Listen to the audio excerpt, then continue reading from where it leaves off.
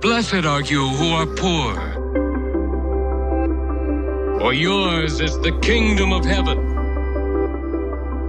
Blessed are the meek, for they shall inherit the earth. Blessed are you who do hunger and thirst after righteousness, for you shall be filled. Blessed are those who are merciful, for they shall obtain mercy. And blessed are those who are mourners, for they shall be comforted. Blessed are those who are pure in heart, for they shall see God. And blessed are you who are the peacemakers, for you shall be called the children of God. And blessed are you who are persecuted for righteousness' sake, for yours is the kingdom of heaven.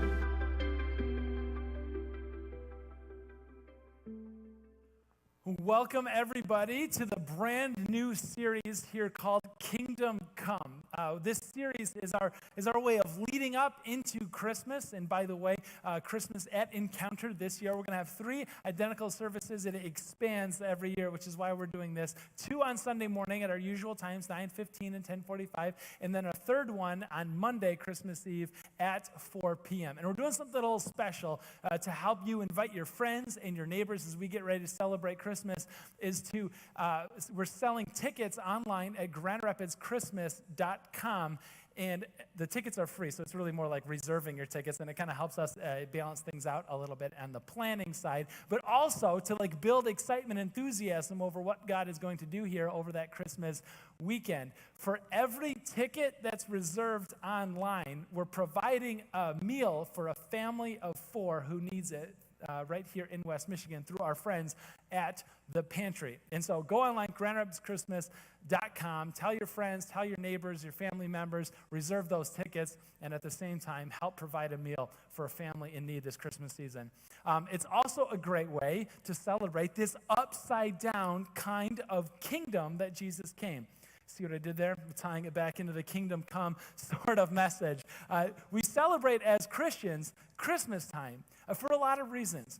But Christmas for Christians is more than presents and Santa Claus, although that's fun. Christmas for Christians is more even than celebrating just the spirit of generosity or the spirit of giving this holiday season. Christmas for Christians is more than all of that, because Christmas for Christians is celebrating the welcoming of a king, and along with it, his kingdom. And so what we're doing throughout this series leading up to Christmas is taking a look at how best we can live into the kingdom that Jesus brought with him by going to a place, probably the most explicit place he told us about the kingdom, in his world-famous Sermon on the Mount.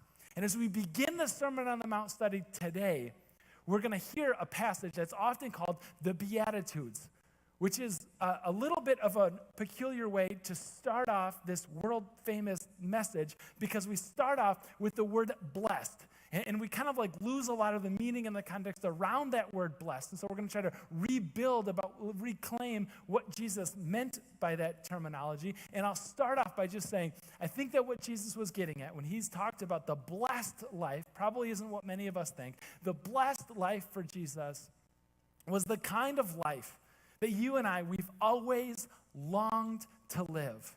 The kind of life we've always wanted to live. When Jesus describes the blessed life, see, I don't think he has in mind the kind of life where you're sailing from island to island on your own personal yacht. I don't think, not that there's anything wrong with that, but it's just I don't think that's exactly what he has in mind first when he thinks about the blessed life, the kind of life you've always longed to live. And I think he's onto something, because after all, Jesus is the one who spoke into the nothing, spoke into the void, and he made each and every one of us. So it might be fair to say that he knows us better than we know ourselves. When Jesus is talking about the blessed life, the kind of life you've always longed to live, he means this in a kind of way that doesn't depend on fame, doesn't depend on money, doesn't depend on influence, doesn't depend on comfort or security. The blessed life, the life that you've always longed to live for Jesus, is radically accessible and open to everybody. The blessed life, the kind of life that you've always longed to live, according to Jesus, is a life that's open to anybody who have just absolutely train wrecked your life. Is a kind of life that's open to anybody who've experienced setbacks and struggles, despair and depression. It's the kind of life that's open to anybody who's gone through divorce or single parenthood. Is the kind of life open to anybody that's sort of meandering, wandering through life, not really having a purpose or direction to it at all. The blessed life, the kind of life you've always wanted to live, is open to somebody even like Mabel. Tom Schmidt, in his book, A Scandalous Beauty, tells the story about when he met Mabel. It was in a convalescent hospital, the basement corridors, walking through the hallways, that he looked down one particular hallway and he saw one particular woman in despair, Mabel. She was in her late 90s, and the large hearing aid over her left ear indicated she was nearly deaf. Her starkly white pupils indicated she was likely blind. She had this cancer eating away at the side of her face. It caused open sores that ran. She drooled constantly. It rearranged the features of her face. Tom would learn later on two things about Mabel. The first thing was that the hospital would actually send newly minted nurses to care for her first, because the thought was, if you could care for Mabel, you could probably care for any other person in this hospital. And the second thing he learned about Mabel is that she lived the life that you and I have always wanted to live. Let me show you what I'm talking about. We're going to go to the Sermon on the Mount, the way that it begins in the Beatitudes, from Matthew chapter 5. There's Bibles underneath the chairs in front of you. We're going to go to Matthew chapter 5, verse 1. The words are going to be on the screen behind me as well. It starts off that when Jesus saw the crowds, he went up on a mountainside and sat down. His disciples came to him. Pause because Matthew is writing now mostly to Jews, and we're kind of like snooping and we're listening as non-Jewish people, but there's a couple of things that they would have picked up on that we wouldn't normally pick up on, that I wouldn't pick up on. It's kind of funny how you read the Bible enough times and you start to notice these trends and these patterns that you didn't really get the first time reading it through. Or in my case, you'll read the writings of people who've read the Bible so many times that I didn't really get the first time through. But now after, you read those things and you start to go back and you start to see it, is that every time, listen to me, every time God wants to call his people, radically bring his people back to the first priorities, the first things, what matters most, every time he wants to do that, he does that on a mountain. You can kind of go back through Scripture and you start to see these trends kind of start to develop that start to mean something when we get to the life of Jesus and we see the significance that's happening here. So little like history of the Bible, history of God's people, the Israelites, after they were brought out of Egypt. Remember the 10 plagues? There's a movie about that one. They came out into the wilderness, and they came before the foot of a mountain, Mount Sinai. And Moses went up on top of the mountain, remember? And he got the 10 commandments, and he brought them down. 10 commandments is this instruction to God's people. This is how you should live. And it was ground shaking. It was earth shattering for the people to be called back. This is what the central priorities of our life are now going to orbit and are now going to revolve around. Of course, after the Sinai and the 10 Commandments, God had them go into the modern day Israel, back then it was Canaan, as their promised land. And as they went through, they fought a couple of battles. The first one was the Battle of Jericho. They didn't so much fight that one as they marched around it, and then God did all the fighting because the walls just came tumbling down, and they just sort of like took it. They just walked in, and it was theirs. After they went through Jericho, they came to the foot of a mountain, two of them, in fact. Mount Ebor and Gerizim. And they went to the center, they went to the base of the mountain, and God said, this is how you're going to live in the land that I'm giving you now. These are your first priorities to revolve around. And so long as you do that, you can stay in the land. Spoiler alert, they didn't. They gave up on God, and so God said, you're going to be pulled away for a time of exile. But when they came back, Ezra, the prophet, gathered on another mountain, Mount Zion this time. And he read the entire law, the entire Old Testament of the Bible, basically, and said, reorient your life around these, our first principles, and you'll live long in the land that God is re-gifting you here today. And then Jesus, who's been this boy genius teaching in the synagogues, in the religious places, teaching the teachers. And then Jesus, who's been healing. And then Jesus, who's been attracting these crowds, gathers together. Jesus, what does he do? He goes up onto a mountainside and he sits down, the place of authority to speak from, like a king on his throne sits, or like the Pope speaking ex cathedra, from the seat, it's Latin, on a mountainside. And immediately the Jewish listeners are going, I know what's happening. God is just about to give us these defining points that we will be reorienting our lives around for millennia. This is the significance of the Sermon on the Mount. And Jesus opened his mouth, and verse 2, he began to teach them. Now, this is important. It's important that we understand who the them is, because it makes a difference in what the teaching is about. If we think about who the them is the them the crowd? No, the them is the disciples. So we've got a couple of different groups of people in the room right now. And I just want to be open about that and honest about it. We've got people in the room who are committed Christians who have handed over your life to Jesus and say, you are better at running my life than I am. My life is now yours for the taking. And I know that we have people in the room who aren't quite sure yet. And you're here because you're wondering, or you're watching online or listening online because you're wondering, and you want to know more, and you want to engage deeper, but you want to know what it's like. And I want to just be honest this morning and say, this teaching that Jesus gave on the Sermon on the Mount, it isn't for the doubters and it isn't for the skeptics. This teaching on the Sermon on the Mount is like how Christians ought to live, how Christians can embrace this kingdom that the King Jesus brought with him, how Christians can live that full, weighty, blessed kind of life. If you're not a Christian yet, and you're still wondering about things, and you're still kind of on the fence in a way, I want to say this is a perfect opportunity that you have to sort of, in a non-creepy way, sit down at the table and just sort of eavesdrop and listen to how Christians sort of talk about this concept, this idea of the blessed life, and you can sort of soak up in a non-committal way what it means to follow after Jesus. But these words aren't written to you specifically. They're written to the people who have already handed their lives over to Jesus. That's going to make a difference, especially when he starts to say some objectively weird things, like in the next verse. Verse 3, Jesus started his, again, world-famous Sermon on the Mount with, blessed are the poor in spirit, for theirs is the kingdom of heaven. Blessed are those who mourn, for they will be comforted. And if you're like me, you're like listening in on this thing and going like, Jesus, preacher to preacher, not a great start. Like, what?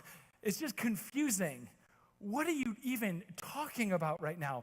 Blessed are the poor in spirit. Poor in spirit is like the destitute. Poor in spirit are people without any answers. Poor in spirit are the people that are just like, I am at the end of myself. I have nothing else to offer. I have no more strength to give. That's poor in spirit. Blessed? Blessed are those who mourn, who weep, who grieve, who cry, and presumably have something to mourn and grieve and cry and weep over? Jesus blessed? I don't think so. How could you say that this is blessed? At best, Jesus, it seems like you're being insensitive and you're coming across a little tone deaf to your audience. At worst, Jesus, it sounds like you're picking on the little guy and you're making fun of him and you're rubbing it in even worse.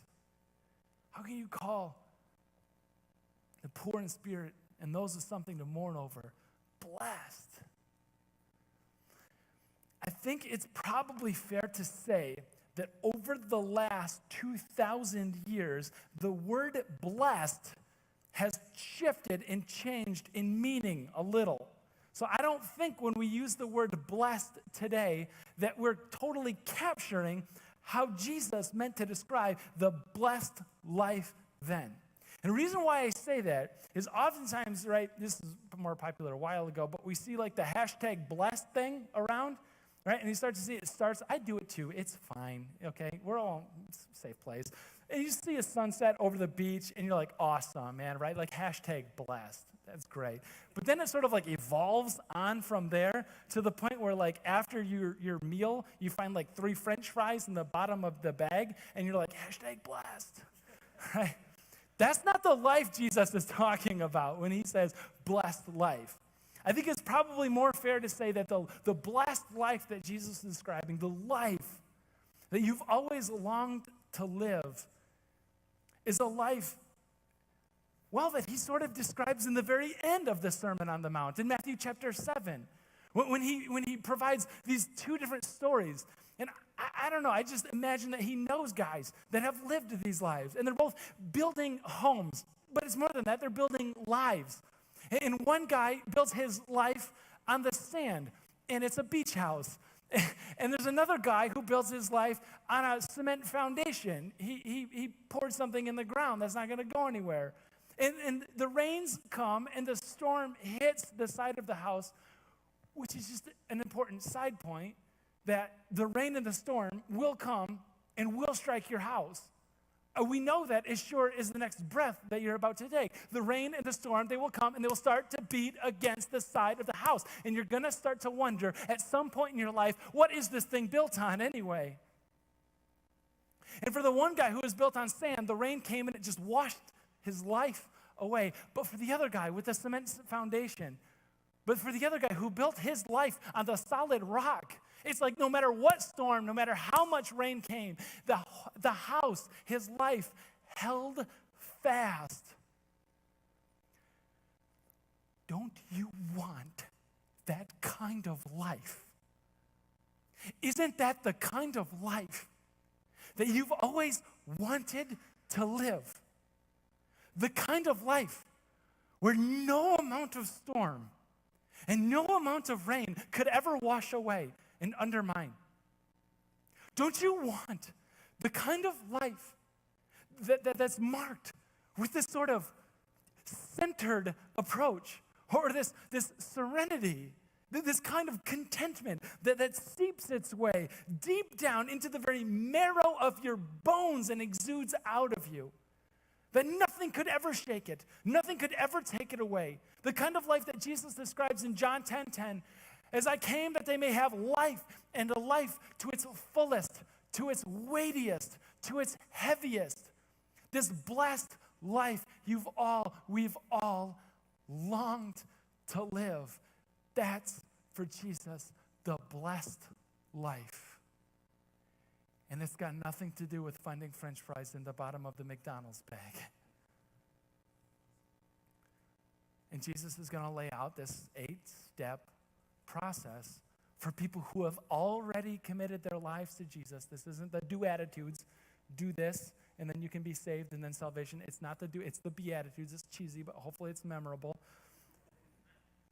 And Jesus is going to lay out these 8 statements called the Beatitudes, and we're going to cover 4 of them together. The first 2 are blessed are those who are poor in spirit.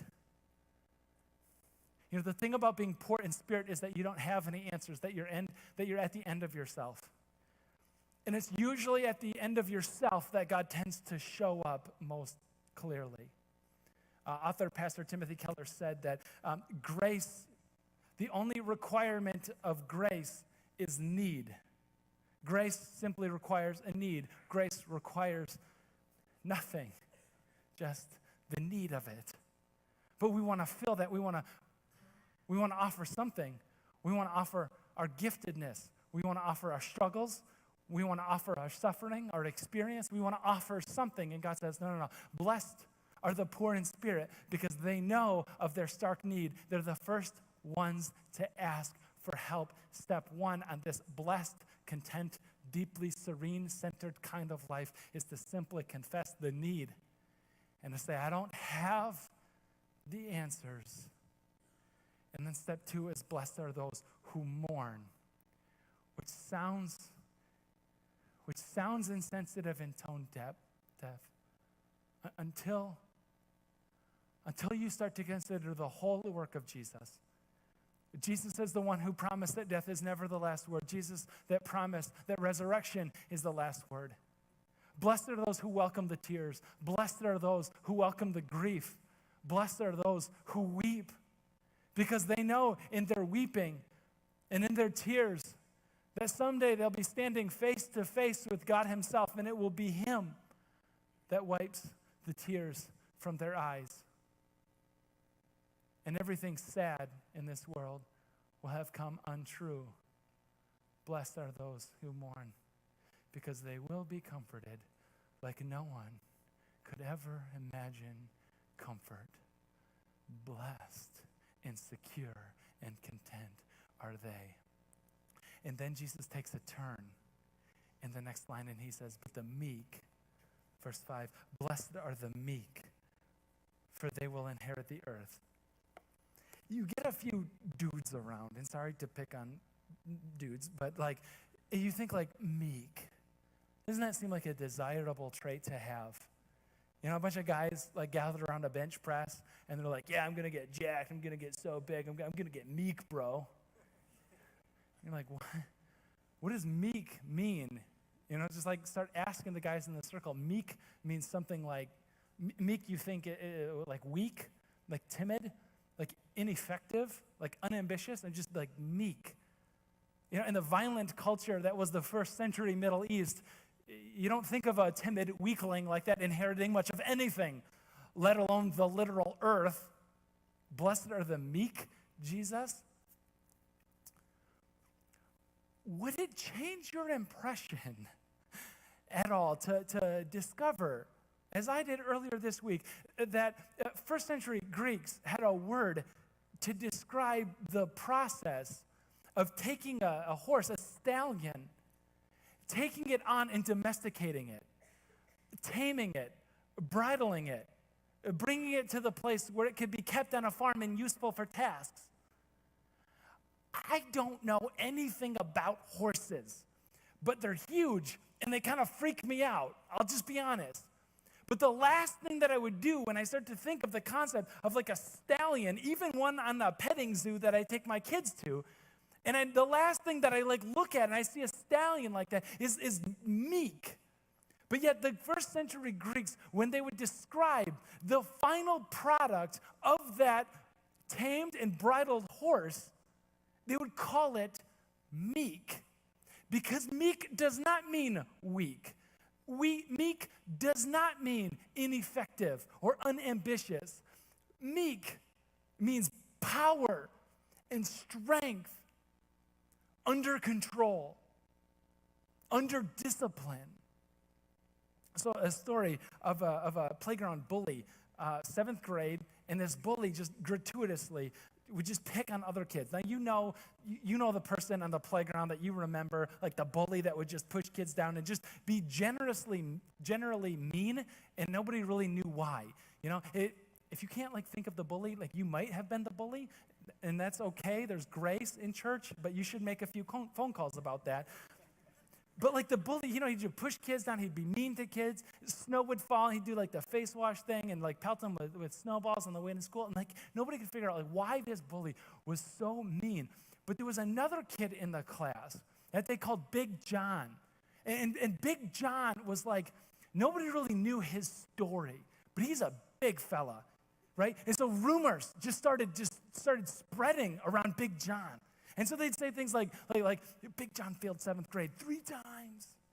Big John, you know, his mom makes him shave before school every day just so he can fit into middle school. Like Big John's dad is in prison upstate somewhere. Like Big John, right? All the rumors just swirled around his mysterious background. And Big John never said anything to dispel any of those rumors. One day the bully was picking on one of the other 7th graders. It's just, again, being mean, and people didn't really know why, but it didn't really matter because Big John, what he does, Big John just goes there. He stands next to that little kid, and he says 2 words. He just says, "Stop it." Now, he doesn't throw a punch. He doesn't push. He doesn't even yell, "Stop it." He just says sternly, "Stop it." And the bully does. Nobody is looking at Big John and saying, you're ineffective. You're weak. No, Big John is meek. He's got power and strength, but power and strength under control, under discipline. The second example of meekness, Jesus Christ, when he speaks into the nothing and he creates people. And then he steps into the creation that he made, and his people pick up a hammer and spikes, and they effectively staple him into a cross that he also made, by the way. And we ask, what held him there on that cross? Power.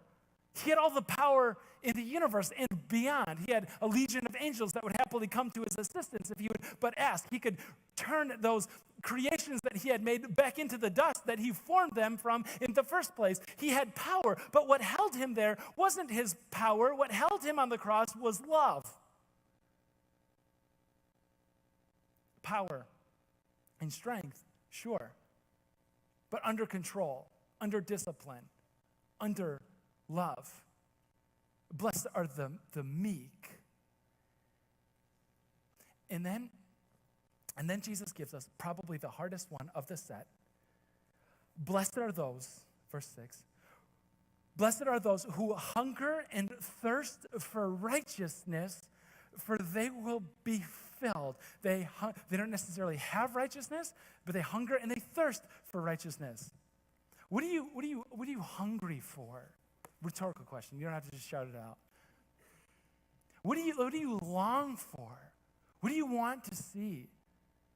Maybe it is a non-rhetorical exercise. And the people that you came here with today, when you go home and you're in the car ride on the way home, or maybe around the dinner table after church here, and you just ask them, people who know you, in the context of trust, ask, what do you long for? What do you hunger for? Like is it security? Is it comfort? Is it fame? Is it influence? Is it power? Is it authority? Is it success? Like, what do you hunger for? I did this thing. I've got kids, 5 and 8. They're excellent sermon examples. And I set them down at the table earlier this week, kind of knowing that this was coming. And I just looked at them in the eyes, and the kind of stare that I wanted them to believe that I was staring right into their soul, really. Okay, and we're sitting there earlier this week in the morning, and I'm like, kids, what do you think I long for? What am I hungry for? What do I want more than anything else in this world? And my oldest, Lily, she says, coffee. And she was right. I took a sip. It was the morning time. But that question of what do you long for? What do you want more than anything? Ask somebody this week. They might come up with a better answer. They might come up with a good answer of what you're hungering for or longing for. Righteousness we think of as this vertical interaction. Righteousness, back then, it also had this horizontal implications. We're right with God. We're also right with our neighbors. We're also right for our colleagues. We're also right with the people that we don't even like all that well. We're right with everybody. It's a safe, it's a peace-filled, peacemaker kind of life of righteousness. Next question. Is it possible that your appetite needs to change? Is it possible that when you get that answer of righteousness, that the appetite somewhere along the way, it needs to shift around? When I got married, I started this habit that I blame my wife for, and she's started getting me on eating popcorn, while we hang out, play a game, or watch TV in the evening time. And so I'm just snacking at night is amazing. So I'm going to continue that, except for I'm going to do this on expert level and upgrade the popcorn to nachos. And then I'm going to cover those with jalapenos, and then cover that with sriracha, and it's delicious. And late at night before bed, I'm just going to stuff myself with the nachos and jalapenos and sriracha, and it was the blessed life. No, I'm just All right. I mean, it was amazing while it lasted until our intern here at Encounter Church, and at 9:15, he was right here in the front and center, which was beautiful for me. But he came and he lived with us for a little while, a couple summers ago, and he got used to seeing up close the lifestyle of Pastor Dirk. And at night, he and I brought him in on this thing, and we would just both enjoy these massive heaps of jalapeno sriracha nachos late at night. And it was delicious while it lasted, but then he started, I'd like to think in Christian companionship, pointing out a healthier lifestyle, he was relentlessly making fun of me for a while after that. So I'm like, something has to change. And for a year, something changed. And I'm like, that's got it, no more. I'm not going to do that thing anymore. And for a year, it changed. And so we're hanging out with friends again late at night. And like the nachos come out with a sriracha, right? And with the jalapenos. And it's like, yes, it's happening right there again. So I got the plate in front of me, right? And it's like just my plate. Everybody else back off, get your own. It's been a year. And I look at this thing. And what do you think happened when I bit into it? I loved it so much. It was so delicious. You thought I was going to be like appetizer? No. It was so good. It's been a year. But the next morning, regret. The next morning I said, never again. It cannot happen again. The appetite shifted, not the night, but the next day. Never, ever again. Listen, in all seriousness, God is ready to change an appetite.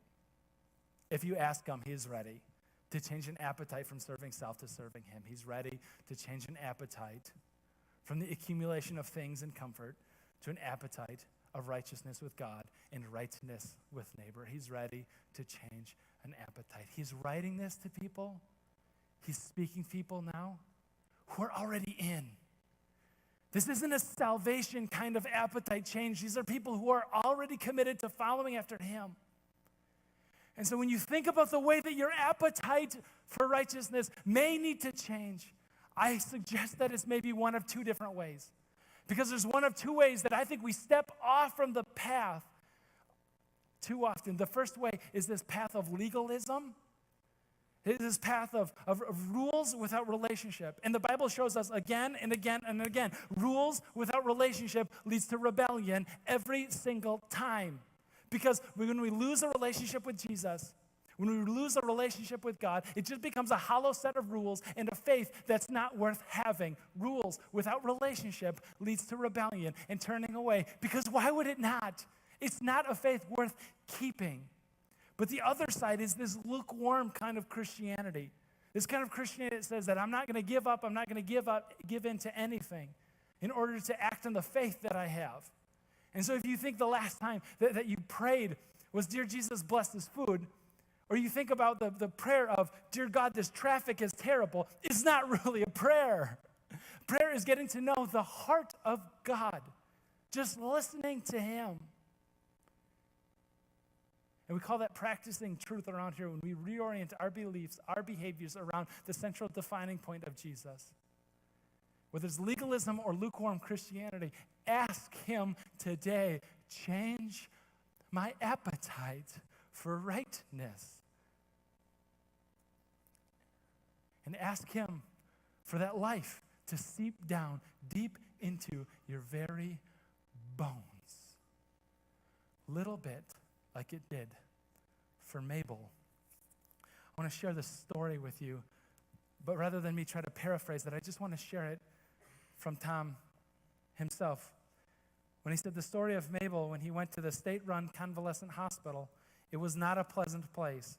It was large, it was understaffed, overfilled with senile and helpless and lonely people waiting to die. On the brightest of days, it seemed dark. It smelled of sickness and stale urine. One particular day, he's walking down a hallway that he hadn't visited before and looking in vain for someone who was alive enough to receive a flower and a few words of encouragement. The hallway seemed to contain some of the worst cases, strapped onto carts or in wheelchairs, looking completely helpless. As I neared the end of the hallway, I saw an old woman strapped in a wheelchair. Her face was an absolute horror. The empty stare of white pupils of her eyes told me she was blind. The hearing aid over her one ear, almost deaf. One side of her face was being eaten away from cancer. There was discoloration and a running sore over her cheek.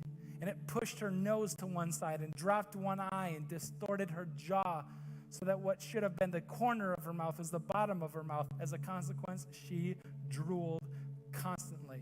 I had learned that she was 89 years old and she had been here, bedridden, blind, and deaf, alone for nearly 25 years. This was Mabel.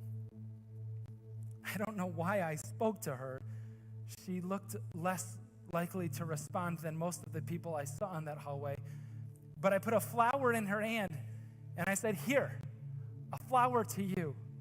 Happy Mother's Day." And she picked up the flower up to her face and tried to smell it. And then she spoke, and much to my surprise, her words, although somewhat garbled because of her deformity, were obviously produced by a clear mind. She said, "Thank you. It's lovely. But can I give it to someone else? I'm blind, you know." I said, "Of course," and I pushed her in her chair back down the hallway to a place where I thought she could find some alert patients. I found one. I stopped the chair. Mabel held out the flower and said, "Here, this is from Jesus." That was when it began to dawn on me that this was no ordinary human being. One hectic week of final exams, I was frustrated because my mind seemed to be pulled into 10 different directions all at once. And this question occurred to me: what does Mabel think about? Hour after hour, day after day, week after week. So I asked her, "Mabel, what do you think about when you lie here?" And she said, "I think about my Jesus." I sat there and I thought for a moment about the difficulty about thinking about Jesus for even 5 minutes. And I asked, "What do you think about Jesus?" And she replied slowly and deliberately, "I think of how good he's been to me. He's been awful good to me in my life, you know? I'm one of those kind who's mostly satisfied. Lots of folks wouldn't care much for what I think. Lots of folks would think I'm kind of old-fashioned, but I don't care. I'd rather have Jesus. He's all the world to me." That's the kind of life, the kind of blessed life, the kind of life with contentment deep down into the very marrow of her bones, the kind of life you've always wanted to live. That's the kind of life built on the solid rock of Jesus Christ. I want that. Don't you want that? Let's pray together. Dear God, we ask you today to sweep through our lives and to take an inventory of our appetites. And God, in your grace, correct the places where we long for what ultimately will not fill us. But God, create in us an appetite for you and you alone. God, so that we can be filled with the hope of deep and lasting contentment. The hope that can only come from building our life on you, the solid rock, Jesus Christ, our living hope. In Jesus, your name we pray.